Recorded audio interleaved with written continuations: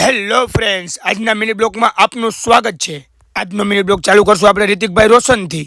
હું ને રિતિકભાઈ નીકળી ગયા ગામમાં। પછી રિતિકભાઈ હાથ બાથ મિલાવીને રિતિકભાઈને કહ્યું બાય બાય। નીકળી ગયા ભાઈ ગામમાં। આવી ગયા પાનની દુકાને, ત્યાં તો ગોલું મોલુભાઈ નાસ્તો કરતા હતા। આ તો જો મિત્રો ફાકીનો બંધાણી। નીકળી ગયા રાકેશભાઈની દુકાન બાજુ। આવી ગઈ રાકેશભાઈની દુકાન। ત્યાં તો રાકેશભાઈ આપણી આઈડી ખોલીને બેઠા હતા હો ભાઈ। પછી તમારા ભાઈ હોડકી જેવા ચંપલ જોયા હો ભાઈ, ને જોવા માંડ્યા ગાંધી બાપુ હાટું મોજડી। ભાઈનો મેળ જ ના આવ્યો। પછી નીકળી ગયા પોચા પગે હળવેકથી બારોબાર। તા તો હદા બેઠા ભાઈ, હદા પાસે કરી થોડીક મોટી મોટી વાતું થઈ ગયા હલતીના। આવી ગયા વિશાલભાઈ પાસે।